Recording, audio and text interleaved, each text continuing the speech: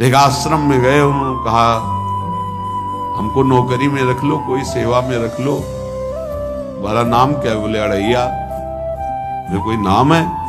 बोले गांव के लोग कहते हैं क्योंकि 2.5 किलो हम पाते हैं। तो 2.5 किलो?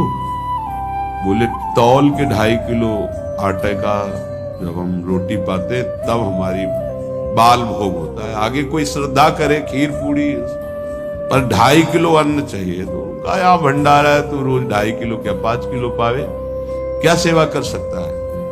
उनका जो आप सेवा बताएंगे सिखाएंगे वो हम कर लेंगे। उनका तुम गाय चराया करो, गाय चराया। अरे भाई देखो, हमारा वैष्णव सिद्धांत है, तुम गाय चराने जा रहे हो, हम यहां से तुम्हें अमनिया दे दिया करेंगे, जंगल में तुम बनाओ और वही ठाकुर जी को भोग लगाओ और पाओ।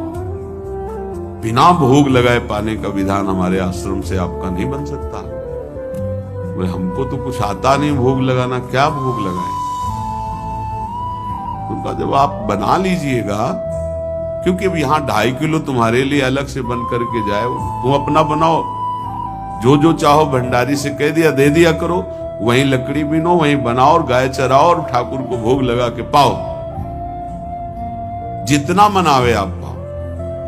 पहले दिन भोग मिला, बाटी बना, गरीब आदमी था, घर से तिरस्कृत था, वो सब जानता था। बाटी ऐसे उपला बीन लिए, बाटी बनाए, 2-4 आलू का भरता बनाया, 2.5 किलो आटे की बाटी।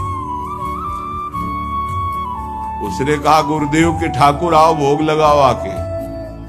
बड़े बड़े ऋषि मुनि मंत्रों से आवाहन करते रहते हैं, सरकार पधारते नहीं, केवल भाव से भोग लगाते हुए इतने लीला बिहारी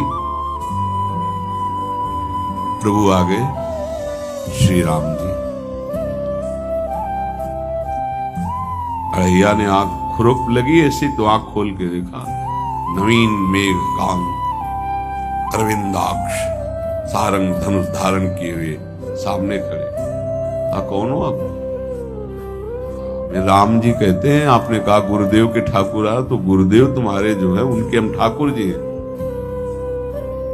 सही में आते हो तुम? बोले आए तो गए, हम पाएंगे। बड़ी खुशबू आ रही है आलू के भरता की, तुम्हारी बाटी बनी हुई। और गुरुदेव ने कहा तो भोग लगा के पाना, मतलब आप पाते तो हैं? नहीं सुना है। बोले नहीं नहीं पाते हैं, पर सबका नहीं पाते हैं। आप जैसे भक्त जब पुकारते तो बिल्कुल कुछ नहीं जानता, इसीलिए हम कह रहे बड़े